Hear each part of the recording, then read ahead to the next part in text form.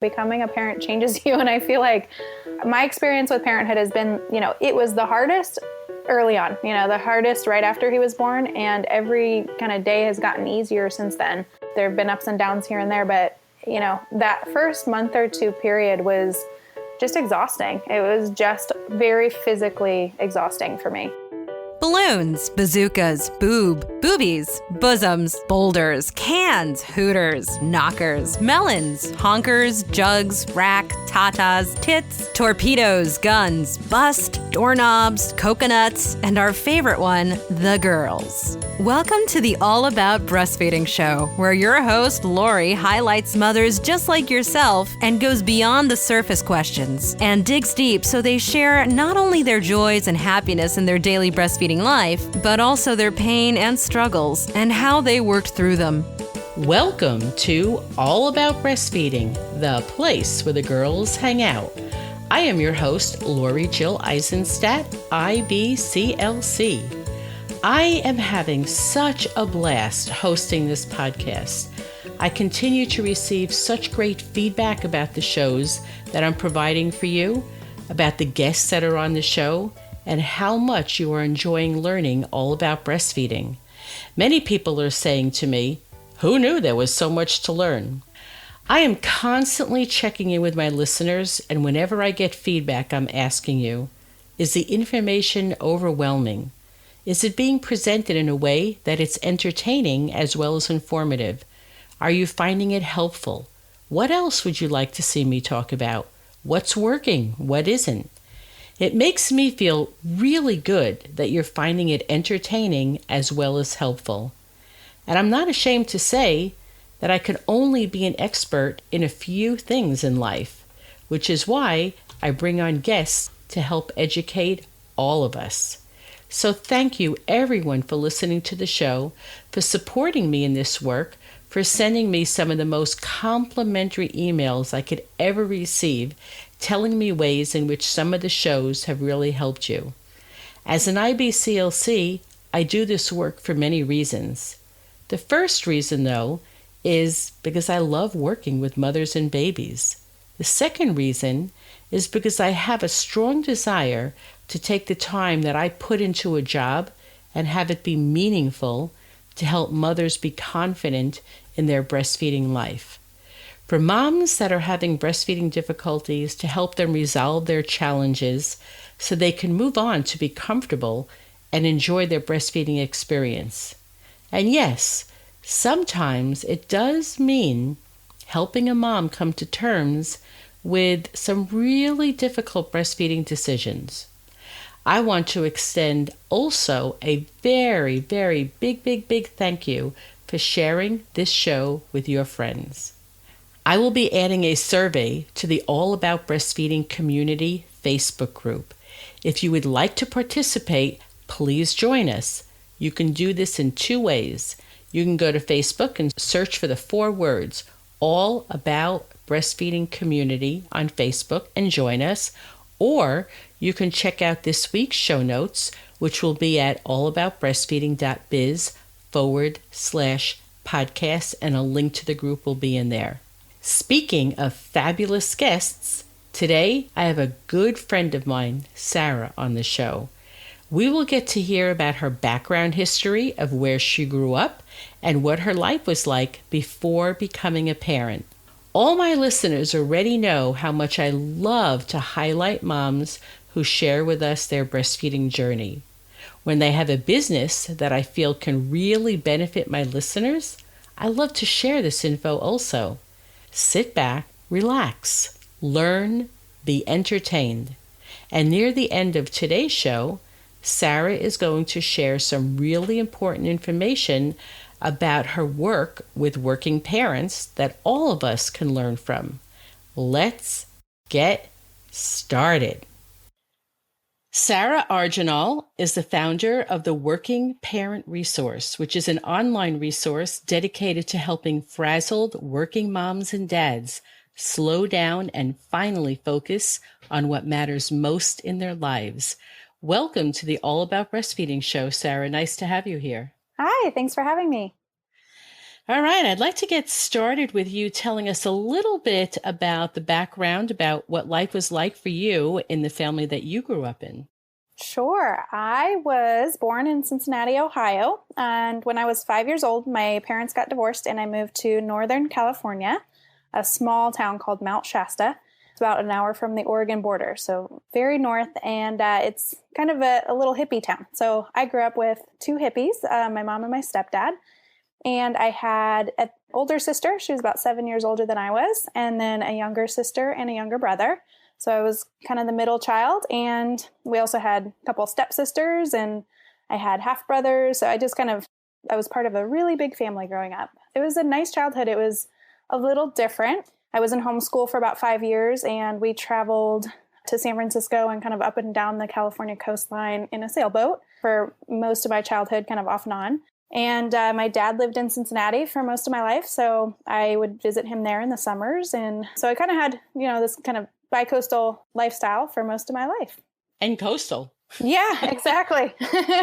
Now that's an interesting childhood, sailing up and down the coast. Yeah, it was fun. My family and I had a 52-foot sailboat, and we mostly were in the Bay Area, but in the summers we would kind of take it down all the way down to about Santa Barbara and then take it back up.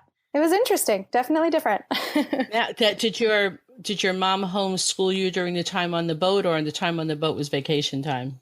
Every time, all the time. That was kind of the fun, I guess, of homeschool was we could kind of take it with us. So I definitely did work on the boat, and then in the winters we lived right near a mountain, and there was a ski park there. So I actually went snowboarding. Like I'd do, my schoolwork in the morning for a few hours, and then at noon she'd drop me off with $20 and I would snowboard all afternoon.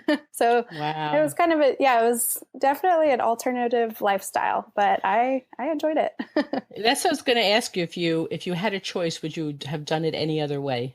Looking back on it, I can see a lot of benefits from it. When I was in the middle of it, I wanted to be around other kids. It was homeschooling at the time was really new. So there weren't really any routines or structures to it. So I kind of adapted as well as I could. And I ended up actually going to college when I was 15 years old. And so I think, that solved a lot of those problems for me. So, looking back, it was definitely interesting and different. And I can see a lot of qualities that I got from, living that way as a child. But when I was in the middle of it, I did not appreciate it at all. Probably, especially teenage years and friends and homeschool kids are like the best. Thanks. I do private consults, and there are times when moms bring their kids, and in my mind, I'm always saying homeschool or not, homeschool or not. And I always know which ones are homeschooled. Not only that they bring their own stuff, but they're just quite independent little people. Yeah, you learn how to be proactive. You are self-initiated. No matter what you're doing, it's kind of on you. So I learned a lot of independence early on. And honestly, I went to college young. And when I got there, it felt like I was cheating. I got to have these teachers telling me what to do. And so I ended up really loving learning. I've always been curious. So it kind of worked in my favor in a lot of ways. I know a lot of people where that's not the case as well. But, I kind of was able to utilize a lot of those experiences for the good in my life. So I look back on it with a lot of appreciation, but in the middle of it, I just wanted to be a normal high schooler and go to the dances and those kinds of things. I know. And now you realize, like, I don't know if you went to the prom or not, but I did not. No. Many years later, you realize what was that big deal anyway. Right. Exactly. Yeah. When you're 13, that's the end of the world kind of thing, but exactly. Looking back, it's not. And we'll talk about it as time goes on in this interview, but I bet you anything all those years really helped you with what you're currently doing now. So it probably gave you a good background. Yeah, I think the biggest thing I learned is that there are options. You don't just kind of have to follow the leader in life. You get to make up your own mind about what you want your life to look like, which I think is not that common out there. So I definitely appreciate that. Yeah, that's a huge lesson if you get that as a kid, because many times people just, we're like little robots. We're doing what we think we're supposed to do. Yeah. And it can be scary to sort of, I think, go off the beaten path. And from a young age, I kind of had always just done that. So it was never as scary for me, I think, to sort of take risks or take different chances. And I've had a lot of really cool experiences, I think, in my life because of that. So yeah, it was good. When you were perhaps you knew it when you were sailing up and down the coast and doing all your snowboarding, or was it in college? Was there a point in your life where you had a strong sense of what you wanted to do when you were all grown up and in charge of your life and needing to make a living?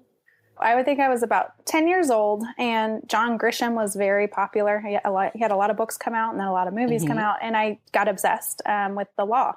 So when I was probably about 10 or 12 years old, I decided I wanted to go to law school. That was my path for a really long time. I think I mentioned I went to college early, and I graduated from college when I was 19, and I got my paralegal certificate right after that. So, and then I've been in the legal field now for about 20 years. So it was something that it was kind of a plan I had, and I made sure I followed that plan.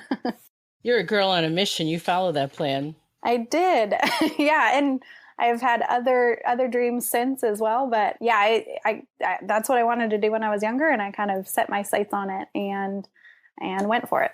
Every time I ask someone that question, I just often reflect about myself because I had no clue, which was fine also. It's fine either way, but it's just that because I had no clue, I'm always very enamored with people who said when I was 8 years old, when I was 10 years old, I pretty much knew what I wanted to do. And I always think, God, I wonder what that would have been like if I knew what I wanted to do.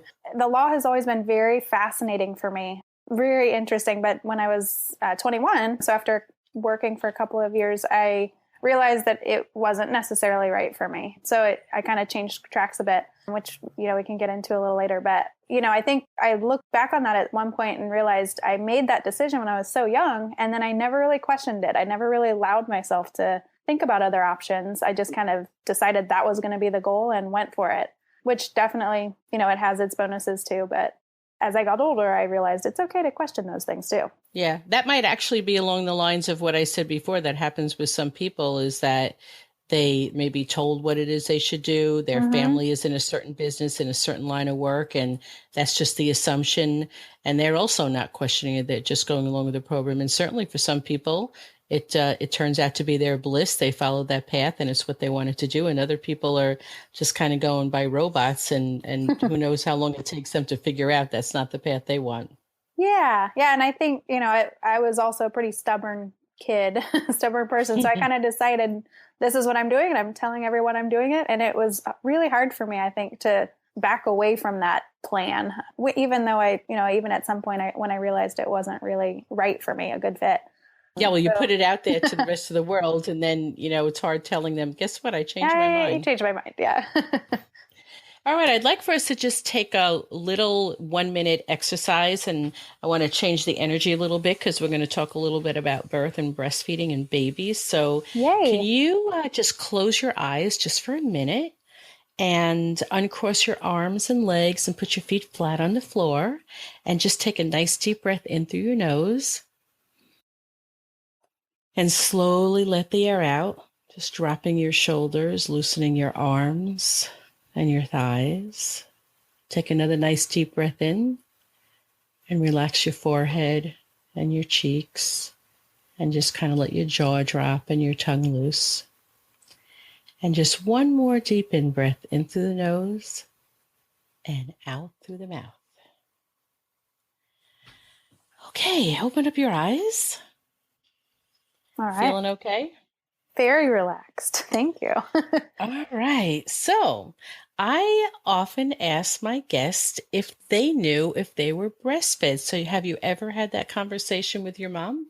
Oh, yeah. Yes, I was definitely breastfed. I believe I was breastfed until at least 2, maybe even 3, actually. My mom was big into breastfeeding. So once you told me hippie mom, I could have almost guessed, but I never want to make an assumption. Yeah, she was a La Leche League member when, I think even before I was born. So that was definitely the thing going on in our family, for sure. So when you were planning on breastfeeding your first baby, what kind of impact did she have on you, if at all? I think I didn't even really question it. It was something I always wanted to do and knew I would absolutely try.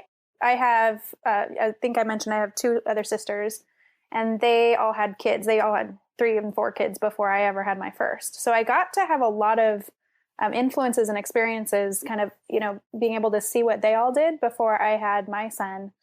And I think I was really lucky in that way, because I saw a lot of the struggles that they've had, as well as, the rewards that they experienced. So kind of going into it, I definitely knew it was something I wanted to do. And I, knew it was something that might not be easy, and that I was committed to it. So I kind of, I knew that going in, and I kind of just decided I was going to do it. But I also kind of gave myself that permission to let it go if it wasn't something that was, working with my son at some point. That's a great way to go into it. Not only having been breastfed yourself, your mother having breastfed you and several other siblings, but to also really be up close and personal with some other family members, your sisters, and watching them breastfeed. And while it would be nice if it all went nice and smooth for them, it was probably helpful for you in seeing that they did have some struggles. So it was, you had a dose of reality in there too. Oh yeah. I think that helped me a lot in the beginning.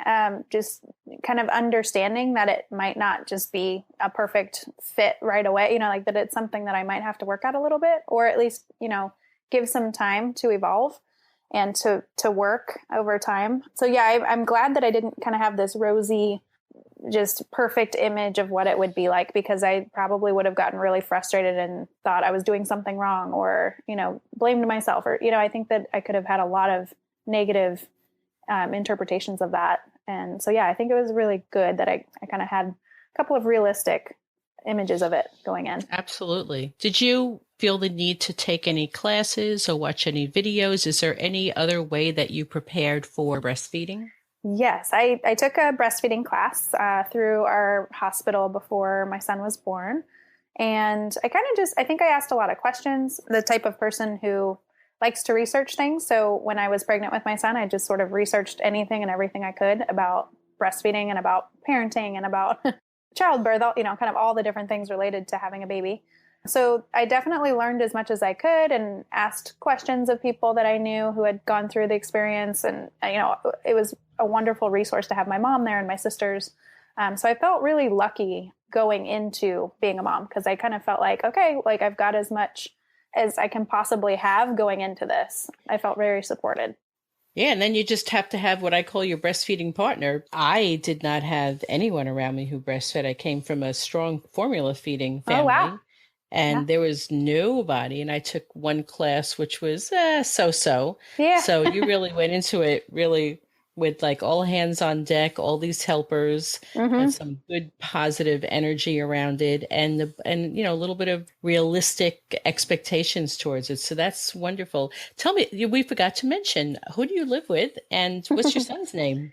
So I am married. My husband's name is Joey, and we've been together a little over 6 years now. And our son is Beckett, and he just turned 3 last week. So he's our little guy. Yeah. Happy birthday. You just had a whole birthday party and things, right? He did. Yes. We went to the beach all day. He had a great day. Now, at 3 years old, that is what I think a really fabulous age for the birthday, because at 1 year, it's mostly for the mommy and daddy. Yeah. At 2 year, they're sort of getting it, and they're getting into the groove of opening up the presents. But at 3 years, I don't know about you, but I see a real difference. It's like, okay, we're throwing this party. It's for us and it's for the birthday person, because they're really getting it now. Yeah, and this year it was so much more fun. You're right. The first couple of years, he really had no idea what was going on, so we just kind of had a barbecue with friends. But this year, he had all sorts of opinions. He knew he wanted a cake and he wanted a truck on it. And I asked them, "What color do you want the cake to be?" And he said, "I want it to change color." So how did you make that happen? I was not able to make that happen. But luckily we got him a Cars cake from like the movie, which is his favorite. And it was a fun day. We don't really do overblown birthdays or anything. So it was really low key. We hung out at the beach all day and then just did cake at home with friends and family. So Excellent. It was very fun. Yeah, it was a fun day. Well, happy birthday to you and happy birthday to Beckett. Oh, true. Thanks. Yeah, well, I think, that's one of the things we kind of lose sight of. Like, hey, this is the day I birthed my baby. This is a birthday for me, too. Yeah, it is. It's an anniversary of a pretty big accomplishment. Yeah, so what I'd like for you to do next is tell us a little bit about your early breastfeeding experience, when Beckett was born and what the first few days and a few weeks were like. Sure. So he was born on August 9th, and it was funny because I kind of spent 2 weeks, I had gone on maternity leave, and I spent 2 weeks really ready. Like, I was kind of like, let's get this show on the road. I'm ready for this. And it just was not happening. I had mommy friends who, we were all pregnant together. They all had their kids. And so I just felt like I was a lone person Yeah, waiting. like, okay, come on, I'm done. I remember the night before he was born, my husband and I went out to a bar and we're hanging out with friends. Got home at about 10 p.m. and at 1 a.m. I woke up and I had contractions coming at every 2 minutes, like clockwork. Oh. So I ran, we got to the hospital, and he was born at 1 o'clock the next day. And it was really easy. I mean, I think I pushed for about 15 minutes. Uh-oh. I say uh-oh. I mean, it's wonderful, but sometimes other first-time moms don't want to hear that from you. Yeah. Well, I labored for, 12 hours or so. I did get an epidural, and I was, 10 centimeters dilated. Everything was good. And the nurse asked if I wanted to do a practice push. And so I did, and he came out. So they had a whole team of people rush into the room. They, had my husband push a little button on a wall, and, everything got really exciting all of a sudden. Yeah, it sounds like they weren't expecting that practice push to bring a baby down. It was a little intense, yeah. Yeah, the cord was wrapped around my son's neck, so his heart rate dropped, and so it was probably about 15 minutes of just kind of chaos. And I pushed for about 10, 15 minutes, and he came out, and everything was good. So I had a really good experience, actually. I was pretty calm throughout all of it. And then even that, 15 minutes, everyone else was kind of crazy. But I just kind of went into like, I'm in this mode. We're doing this. Like, tell me what to do and I will do it. It all kind of worked out pretty well. Great. Yeah. Great. So that was kind of the, short version of the birth story. I breastfed him pretty much right away. I think, within 20 minutes or so, I was breastfeeding him. And that was kind of our first try. And we just kind of kept going from there. So I think, anytime he really cried, I think we would practice the latch. And I remember it being really just awkward, and I wasn't sure if I was doing anything right at all. But my nurses were all so wonderful, and they, were there to help and kind of show me how to do everything. But then I got home, 2 days after my son was born, we went home, and I think that's when I got really nervous that I wasn't doing it right. And my husband and I were just like, I don't know. Is he getting enough food? Is he okay? So we just we were very nervous. I remember calling my mom on the phone, and I just started, I started off the conversation like kind of chipper and like, okay, we're so happy we're home. And very quickly, I think I devolved into tears, and I'm like, I have no idea if I'm doing this right at all. And so she, I think, was planning to come later that week, and she said, I'll pack my bags. I'm on my way. She showed up, I think, the next day and showed me kind of what I needed to be doing. And I think I don't remember if I was doing it right or not, but I remembered being very insecure and not really confident about it. That having someone kind of show me exactly what I needed to be doing was great. And then also my hospital sent a nurse, and she came and weighed him and said he was gaining weight and all of those things. So everything, was going well. So I kind of needed a couple of like checks there along the way to feel a little bit more confident.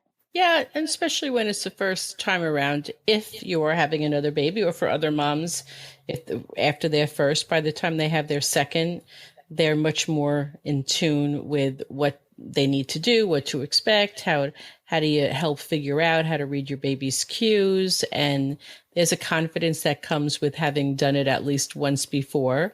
And even the second time around, you need to learn about your baby and their cues. But the first time around, first of all, I always say it's just, I don't know how you felt, but I remember it was like the weirdest thing, because you're not used to having a baby suckle at your breast before, and to sit there and do that many times a day. So it's weird and it's awkward. It doesn't mean that there's anything going wrong, but it's weird and awkward, right?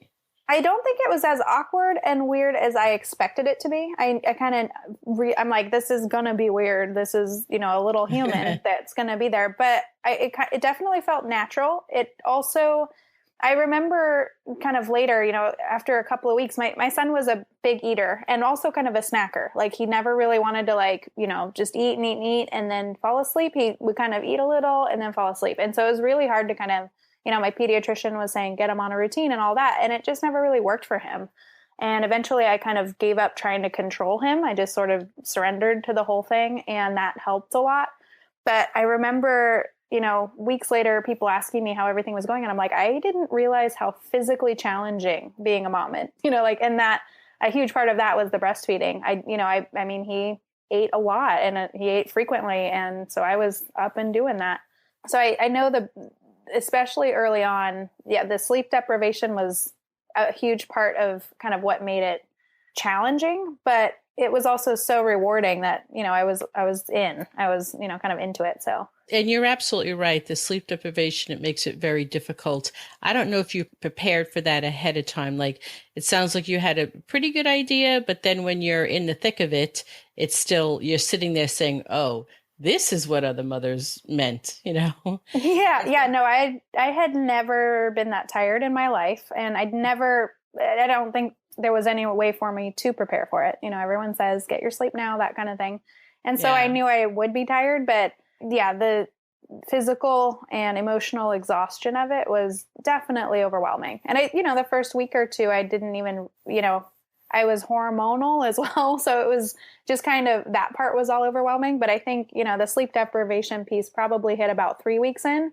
And I think I just cried for like a week straight. I was just nonstop crying, and not in a bad way. Just like, I am so tired. How am I going to keep this up? But even all that crying, if you're not used to being a crier, even like, I remember, because that's like upsetting to yourself. It's like, this isn't really me. This isn't how I usually am. I'm sure a lot of your guests, any moms out there might experience this, but it just changes you. Becoming a parent changes you. And I feel like my experience with parenthood has been, it was the hardest early on, the hardest right after he was born. And every kind of day has gotten easier since then. There have been ups and downs here and there, but, that first month or two period was just exhausting. It was just very physically exhausting for me. And, and I remember like my son, I think I mentioned he's a snacker. So I would be at home on my maternity leave and I would nurse him. He would fall asleep in my lap and I couldn't move him. Like if I ever moved him, he would wake up. So I learned, I'm like, I'm just going to hold him. I'm just going to sit here and let him nap on me. And I think I did that for about 9 months. I wasn't willing to, wake him up. So because that's for your baby to sleep is, you also realize how precious that is. Yeah. I just kind of learned. I'm like, make sure you have your water nearby and a granola bar and the remote or whatever. I just kind of learned that when he falls asleep, I'm not gonna be able to be mobile. But yeah, I kind of, I just figured out systems early on, but those first few weeks were it's just such a transition, and there was really no way for me to prepare for it, I don't think. Yeah, there's no way to prepare for it. Was there anything that anybody did that you found helpful though? Like, did you have anybody cooking for you or bringing you meals? Did you prepare for this time of being somewhat tired by like paying all your bills ahead of time? Like, are there things that you got out of the way that you knew that you didn't have to address for the first 4 or 6 weeks, or things that you asked for help for during that time period that you found helpful? Yes, there were several things that kind of saved me during that time. Number one, my husband was absolutely amazing. Like I don't think I did anything except breastfeed my son and hold my son and kind of take care of him. Because he was definitely like, I think our nurse said he's going to be a boob man. And he really was. He was just like, he just wanted to nurse. He just wanted to cuddle. He just wanted me to hold him. Like, that's all he wanted. So my husband cooked and he cleaned and he brought me food on the couch, and he, would hold the baby if I needed him to, or change him, or, he was just 100% supportive. So that was huge. And I think very quickly I started pumping, and we gave him a bottle, I think within a week or two. And my husband would take like the 3 a.m. feeding. So I ended up actually pumping during that time, but I knew at least it's like 20 minutes and then I can go back to sleep. And my husband would kind of take that round of, the evening feedings. So that helped a lot. And then my form of nesting was apparently like buying 18 extra of shampoo and toilet paper and, all the different things I needed. I had just stockpiles of them. So I had all that stuff on hand. I didn't really have to go out and get any of that. Grocery shopping, I just ended up ordering online all my groceries and having them delivered. So, every week I'd just, it would show up in my kitchen and I wouldn't really have to deal with going out or, kind of the stress of bringing my infant into the store and going through all of that. And now, is that the first time you did that? Had you ever ordered online before? I had not. No, it was something. And honestly, I was just terrified to take my baby I just knew he's going to start screaming in about 15 minutes because he's going to want to eat again. So I was just terrified of taking him to the grocery store. And my husband worked all day. So, I'm kind of like, well, let's try it out. And the first time I did it, it was so easy that I bet you can get used to that real easy, right? Oh, yeah. I'm like, this is going to save us hours. And it just shows up right here. And my list is all saved. I just, it takes me 20 minutes at night to put it together.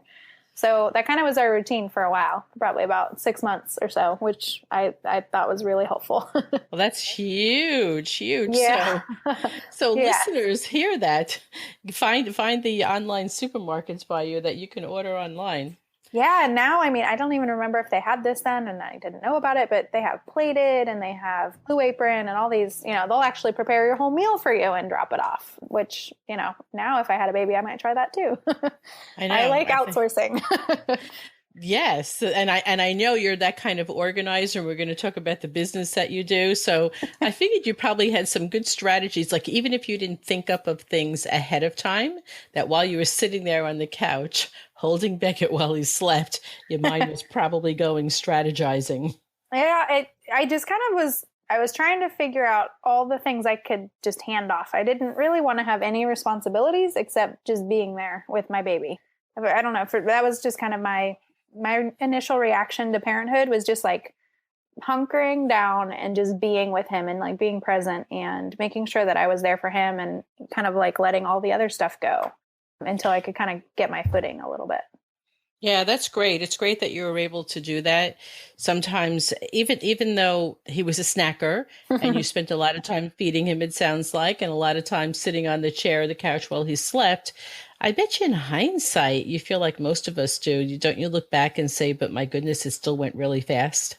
It goes incredibly quickly. Yeah. And I don't even think I've mentioned this. He started having ear infections at about 5 months old, and he had them until he was about 18 months. And so chronic, every few weeks or so, he got another ear infection. And nursing was like one of the only things that really gave him any relief, I think. So, throughout the whole time, I nursed him until he was 18 months old. And I think that it not only bonded us, which I look back on that and that was awesome, but I think that there were a lot of times throughout that period that I was just really glad to have that as a resource for him, just something that I could offer him that would help at least a little bit. Yeah, breastfeeding is so much. And I know you said that started at 5 months, but a lot of people even talk about, why breastfeed a baby after a year, or after 13 months, after 15 months or whatever. And one of the things I used to say, it's like the best baby soother ever, the best toddler soother. They fall down, you breastfeed them. They get hurt, you breastfeed them. They're overtired, they can't settle down, you breastfeed them. Yeah. It's like the best tool ever, right? It really is. Yeah. Anytime you really needed anything, that was a really helpful thing to have there. Taking a little break so I can share this info with you. I am really psyched to be able to share this next piece of news with you. My regular listeners are very familiar at this point with Momentum, the organization that I talk about on each show.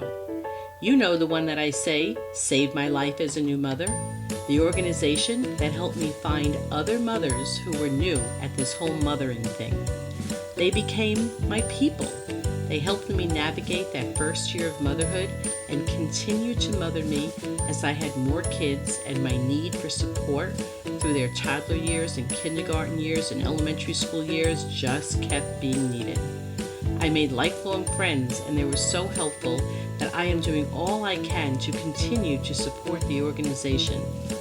I want Momentum to continue to thrive, and I want you, my All About Breastfeeding audience, to experience just some of what Momentum is all about. The ladies of Momentum have agreed to give my listeners a 14-day trial membership so you can see what this Mother Center thing is all about at no cost to you. Just hop on over to allaboutbreastfeeding.biz/podcast. You will see a link from Momentum, it's in blue, and you just click it on and it will bring you to the page for you to sign up for your free trial. Honestly and truly, there's absolutely no cost to you. This is just a great opportunity for you to enjoy the discussion groups and the blogs and webinars and educational pieces that are available for free for you. I will have a link to this in the show notes. And now, back to the show. Can you share one thing that you've learned that you would love for other mothers to know? I think early on, I think when I was still learning about it all and still kind of getting a grip on how it all worked and learning my baby, also, and figuring out sort of the whole routine and all of that, I kind of went into it actually really wanting to be more of a baby-wise mama. Like I wanted it to be very routine and scheduled, and I wanted him to sleep, a certain number of hours. And I kind of I'm more of a planner. So that really resonated with me when I learned that, there's this schedule and you can put your baby on it and then your life will be really predictable. And I really tried to force that at first. And, it was so frustrating. And I think if I could go back and kind of give myself some advice, it would be just kind of take it easy. Just don't judge yourself. Don't really even try to have many plans. Just kind of see how it goes. And for me, the most important thing was sort of tuning into my son and really understanding what he needed in that moment. He ended up putting himself on a schedule over time. It just took a little while. And it just felt so much better to me there was a lot less crying. There's a lot less frustration on both of our parts. It just felt a lot more easygoing. And I felt like a better mom for some reason. Like I just kind of felt like I was giving him what he needed when he needed it, rather than trying to impose something on him from the get-go. So I think if I could go back, that would be the advice I'd kind of give myself. Just got to go easy on yourself and let it unfold naturally. I'm so glad that you said that, because there are enough books out there and manuals, and the Baby Wise is one of the most popular ones, telling parents about putting their kids on a schedule and telling the reasons why. And then of course, as an adult, as your parent, the reasons why. So there's a lot of stress associated with if your baby isn't on their own schedule, one that works well for you, that for you to then follow the rules in the book. And then if your baby isn't a follower, didn't read the book. My son kind of threw that book away. Heard about it and he's like, this is not happening now. But what's so interesting is that what I love about what you shared is that you just said, this was the initial plan, but clearly this is not going to work for us. And I think even more so that I'm impressed with what you said, because you're a planner. I don't know if you would consider yourself type A. I don't necessarily want to give you that label, but people who are planners and organizers, because I work with moms like this all the time, and they buy the books and they want their baby to fit into that schedule. And if their baby is not going along with the plan rather easily, it's so much more upsetting to the household than actually letting your baby, just following your baby's cues. It may not be the way you wanted it to go, but actually everybody is a lot happier in the end, because you're not forcing your baby to do something that they're not ready to do on their own. I was very lucky that it was such an early lesson for me that's kind of parenthood, like you aren't always in control. The way that I had always been in control in my life before I had a baby, I kind of found it easy to say, okay, what's the situation I want? Here's my plan to get there and I'm going to make it happen. And I really kind of love, like looking back, I love that I've been able to kind of release that a little bit and release some of that feeling of needing to control everything all the time and realize that it's a little human being. He's not a clock. He's not somebody that I can control and, put on a schedule. And I think that there are kids that are just kind of naturally, they'll adapt to that really well. And my son just wasn't that way. He kind of has his own system. And it was so much more fun as a parent. And I just really I've seen how much I've been able to soften and sort of go with the flow. And he really taught me that. And I've really appreciated that piece of parenting in general, just kind of realizing that this is sort of an interdependent, thing between my son and I, and my husband and my son and I. We kind of, it's a family. It's not me like saying this is how things are going to go and you are all going to follow my lead. It's a lot more like, let's work together and let's like talk to each other and figure it out. And when they're that little, that's how they communicate. Their cries mean something. So I'm glad I listened to that. Thank you so much for saying that their cries mean something. It is their only form of communication. Mm-hmm. Yeah. And they're trying to tell us something. And that's a big part of our job in the very early time that we're spending with our baby, is to try and learn their cues. I just have really, once I started to tune into him and start realizing he is trying to tell me something, like luckily I got that message pretty early on. And we just have always had this really great bond, I think. And I don't know if it was because of that, and maybe that would have happened anyway, but I just feel like so early, I just kind of listened to him, and I had a lot of compassion and empathy for him. And even now, I mean, he told me the other day, he's like, Mom, you're a really good listener.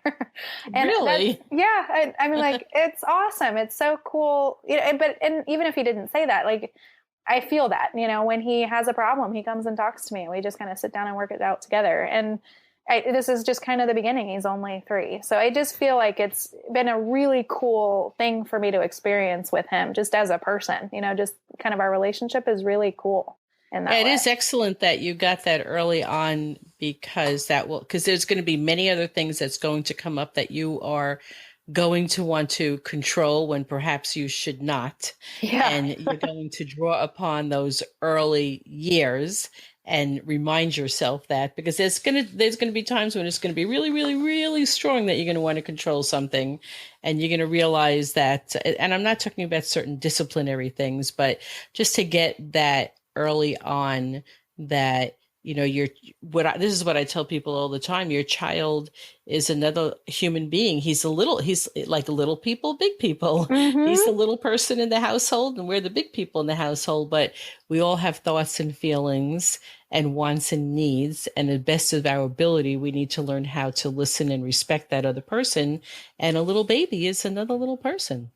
Yeah. And a little person who's at a disadvantage, this is all brand new to them, and they don't know the world yet. Everything's kind of scary, and they don't have coping techniques. They can't get up and get that drink of water if they want to, or take care of themselves. So yeah, that's great. Do you have any funny stories that happened to you with regards to breastfeeding that you'd like to share? I don't know if it's a funny story or not. I think I mentioned my husband would take that 3 a.m. feeding, and I would pump milk because that's where I just happened to get most of my milk at 3 a.m. Lucky me. So I would pump at 3 a.m, and then I'd go to work, and I would spend my lunch hour pumping. I was obsessed with having enough milk for him in daycare. I went back to work when he was about 5 months old. So I had a stockpile of just hundreds of ounces of milk. And looking back on it, I can't even believe I did it. I can't believe I didn't instead go sleep or something like that. Breastfeeding for us was we kind of got into the routine really early, and it always went really well. So I don't know if, I don't really have any kind of crazy stories, but. So you don't have any fun stories? I'm just laughing, not at you per se, but there's every day there's fun stuff going around the internet. And there's one of the latest fun stories is that a mom got upset with someone talking about her breastfeeding in public. So she squirted some breast milk at him. I never did that. No, I think, my son, we tried early on. I tried to take him out and breastfeed him in public, and I'd put the cover over him, and he just yanked that thing and kicked that thing. Like he wanted nothing to do with that. So I love my mommy and me classes early on were awesome because I could just breastfeed him in there and it wasn't a big deal. But whenever I was out with him in public, I ended up just bringing a bottle of breast milk with me because he seemed to enjoy that a lot more. And it was a little easier for me to get him to eat rather than hiding him under a cover or anything like that. Well, that's the other thing is we have these plans when we're pregnant and we buy these covers and et cetera. And then again, your baby has other plans and they don't necessarily like being under those covers. It's hot. They want to sleep as they get older. So the thing is, I see those covers and hey, sometimes babies, it works and it works out nicely. But sometimes I like crack up when I see all the limbs and everything going and the baby kicking up the cover, the mom putting it down, the baby picking up the cover, the mom putting it down. I mean, very quickly, I realized, well, this isn't probably going to work. Well, this isn't going to work. Yeah, this is not a nice leisurely meal for him. So, yeah. Well, thanks for sharing everything about your breastfeeding life. I wanted to have an opportunity to talk a little bit about what it is that you're currently doing in your daily work. And I know that you also have another business going on. So I would love to hear you talk about that. Sure. So my side business is called Working Parent Resource. And it's actually, I think you mentioned in the beginning, it's dedicated to helping working moms and dads. And my little man just walked in the room. I'm sorry. Hi, kids. They said hello and happy birthday. Mama! Mommy! Can you give me a couple minutes? Happy birthday, Beckett. They say happy birthday, bud. So I help working moms and dads slow down and sort of reprioritize things in their life so that their jobs and their, chores and their errands and all of the things that we feel like we need to do aren't what are taking over our life, but instead we're putting energy into our relationships and into our own health and well-being. So I work with a lot of working parents to help them sort of slow down and it's okay. He's all right. So yeah, that's my business. I'm starting a 5-day challenge in September, and it's geared specifically to help working parents kind of slow down and sort of overcome that frazzled feeling that they have. What are some of the things that you're finding that parents, well, let me ask you this, are they telling you one specific or a few things that you commonly hear that they need help with? Or are they so frazzled that they know they need help, but they don't even know where to begin? A little bit of both. I've asked a lot of different working parents, what's your biggest struggle? And every single one of them, I think, says, I need more time. So that's sort of where I started. I started my business just kind of writing blog posts and offering resources because I just do so much research and learning about this stuff. I wanted to just sort of share the best stuff that I was coming across. And I wanted to empower parents to find their own path, just sort of stop feeling like they need to take books or articles that they come across as an instruction manual and, just kind of take the pieces that'll work for their life and sort of go with that. So most people that I talk to just decide that they need more time. And then from there, they can solve all of the other problems that they have, not having enough time for their marriage and not having enough time to connect with their kids after work or, time to spend on their own self-care or health and exercise and those kinds of things. So pretty much everybody attributes it to just being too busy and too overwhelmed and, not having enough time. But I believe that there are a lot of other problems that they want to solve. And they think that, kind of fixing that time issue is how they'll solve those problems. And they're probably right.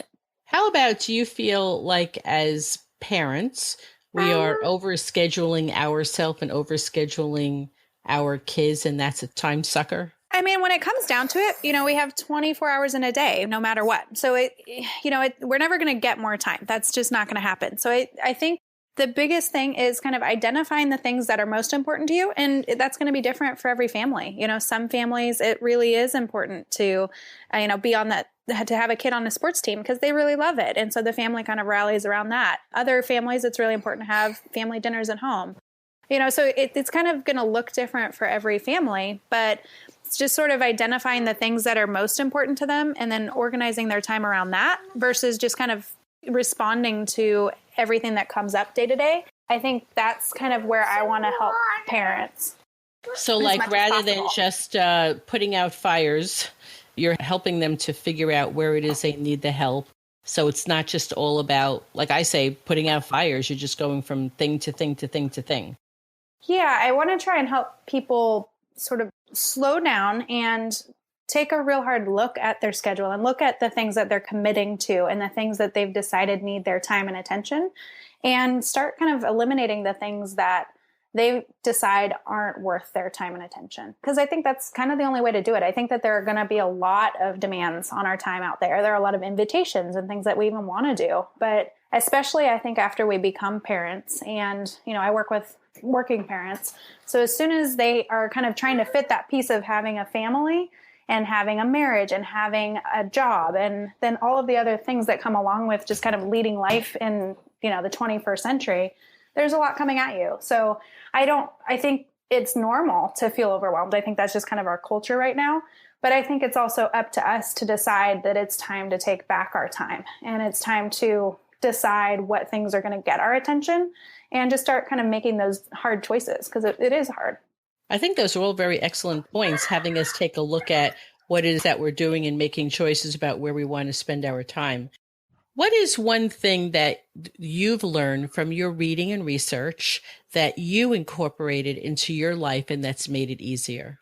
Again, I think just going back to realizing what's going to work for me, because I think that there's so many books and, there's so many resources out there for us now. It's almost overwhelming. And I remember, at like 3 a.m, I'd have a question and I could just Google, my question, and I'd get so many different answers, so many conflicting answers, so many, it's like I'd almost be more confused after asking my question. I started taking that in early on, and I just kind of decided ultimately I'm going to have to make my own choices here. So what really helped me the most was kind of deciding that I'm going to have to make these decisions, and I'm going to have to just kind of make a choice and then move on. I can't try to do everything right. I can't try and be perfect. I can't, try and do it like everyone else. I can't compare myself to anyone else. I just kind of have to do what feels most right for myself and for my family right now. And, realize that I can always change things up if it's not working. But, stop maybe judging myself on the things that I'm doing, and stop trying to fulfill some sort of ideal that I might have even had for myself before I had kids. That's hard, isn't it? It is hard. Yeah, it's not. I think that there's just so much out there that it's so easy to compare ourselves. It's really easy to think that we have to do things a certain way, or that we're not doing it right if we're not doing it like everyone else or whatever. But it's really helped me to just kind of shut a lot of that stuff out, kind of take in information and then use the pieces of it that are helpful for me, and then move on from there. Great information and great tips. Tell us how we can get in touch with you. Yeah, my website is workingparentresource.com. So you can find pretty much anything you need to on me there. That's pretty much my hub. And I am doing a free 5-day challenge. It's called the Frazzled to Balanced Boot Camp in September. And if people want to join that, they can find that at frazzledtobalancedbootcamp.com. But there's also, on my website, there are also places where they can sign up there too. And I'm also enjoying your Facebook community, so we can join that too, right? Yeah, there's also a free Facebook community, which you can also find on my website, or you can just look for Working Parent Resource on Facebook. There's some great tips, some good information. My kids are older now, but you see me on there because it's still giving me food for thought. It's still making me think about my life with my kids, and even my life now. The kids are not in the house, but the information is really good, and it makes me think. Oh, good. Perfect. Yeah, I kind of wanted it to be a place where people can find other parents that are kind of like them. They're busy, they're stressed out, but they want a better life. They want to enjoy being a parent. They don't want to just kind of struggle and rush through this process. They kind of want to slow down and figure out how to do it in a way that works for them and their family. Well, thank you so much, Sarah, for spending time with us talking about your family and breastfeeding, and love to hear about your business. I wish you a lot of luck. I look forward to hearing about the boot camp, the launch, and see how all that goes. So thanks for doing all that for parents. Perfect. Thank you so much for having me. Thanks, everyone, for hanging out with me today. I hope that you really enjoyed the show today. Go to allaboutbreastfeeding.biz to learn more about myself and check out some of the free resources I have available to you. I don't know about you, however, but there are a few things that Sarah talked about that really resonated with me. I'm just like the next person, feeling like there's not enough time for everything in my life. Definitely feeling overwhelmed at times with all that I need to do and with what others expect me to do. I'm definitely much better than I used to be, and yet there's always room for improvement. One of the things Sarah said made a lot of sense to me, and I am now going to look at my to-do list a little bit differently by asking myself the question, what is taking my time and attention? And then ask myself, what can I eliminate from this list?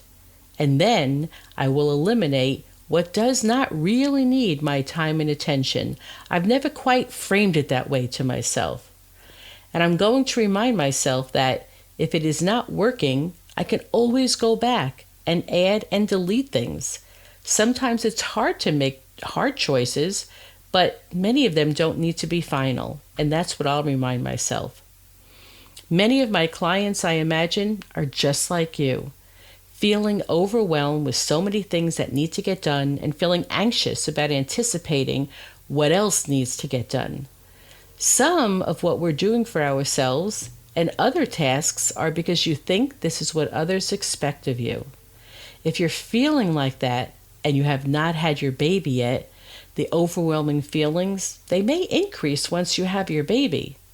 And for parents who are working, who are already in this boat, some of you are just like the rest of us trying to keep your head above water.